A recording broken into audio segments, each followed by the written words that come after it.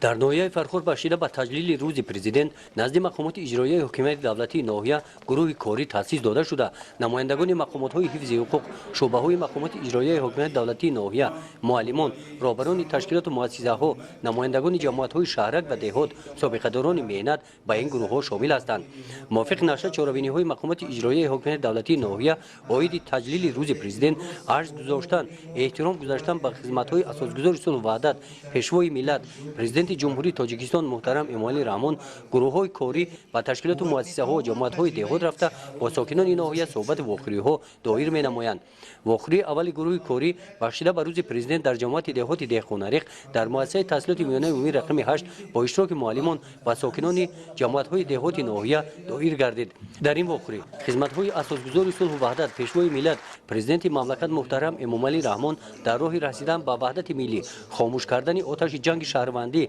برگردانیدن گریزه ها، تامین نمودن تنجی و آسایشتگی مردم، تشکیل ساختارهای دولتی، داخل شدن تاجیکستان به عضویت سازمان ملل متحد، برای رشد پول ملی، برآوردن مملکت از بنبست کمونیکاسیونی، رسیدن به استقلالیت انرژتیکی، تامین امنیت آذوقه‌واری، احیای عنعنه‌های مردمی قید کرده شدند. چونین واخری در مؤسسه تحصیلات میانه عمومی رقم 12 جماعت دهات 20 سالگی استقلالیت تاجیکستان دایر گردید. در این چهاربینی نمایندگان شعبه کار با جوانان ورزش و سیاحی، شعبه رابطه با جامعه، نمایندگان جماعت دهات و ساکنان عاید خدمت‌های اساسگذار صلح و وحدت پیشوای ملت پرزیدنت جمهوری تاجیکستان محترم امامعلی رحمان برآمد نمودند. پرزیدنت تاجیکستان پیشوای ملت محترم امامعلی رحمان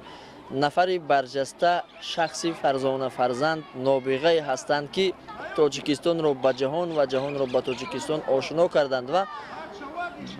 ارج گذاشتند به خدمت‌های ارزنده پیشوای ملت محترم امامعلی رحمان، صداقتی که به مردم تاجیکستان عزیز دارند و صداقتی که در مجموع به مردم سیاره دارند، زیرا که با تشبس‌های نجیب خویش برای حفظ و سلامتی بشریت روی زمین تشبسکاری ها و ابتکاری های بی‌نظیری هم کردند. با این خدمت های برجسته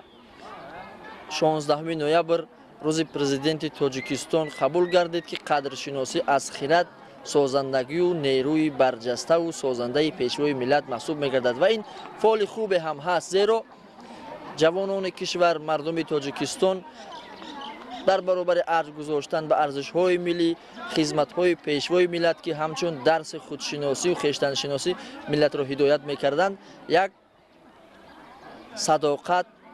احترام، ارج گذاشتن به پرزیدنت تاجیکستان را نیز در ضمیر خویش می‌پرورند. گروه دیگری کاری در این روز با راهبری رستم باباخانزاده در بیمارخانه مرکزی ناحیوی با طبیبان واخری گذراندند. در این واخری خیر کرده شد که با دستور سپارش‌های اساسگذار صلح و وحدت پیشوای ملت پرزیدنت جمهوری تاجیکستان محترم امامعلی رحمان برای در سطح بلند رسانیدن خدمت رسانی طبی به اهالی در بیمارخانه‌ها شرایط‌های مساعد کاری مهیا کرده شدند. چهاربینی‌ها بخشیده به روز پرزیدنت در ناحیه در دیگر جماعت‌های دهات می‌گذرند. گزارش خواجه نظریف خدای نظر ظهورов از ناحیه فرخور برای برنامه اطلاعاتی نوید.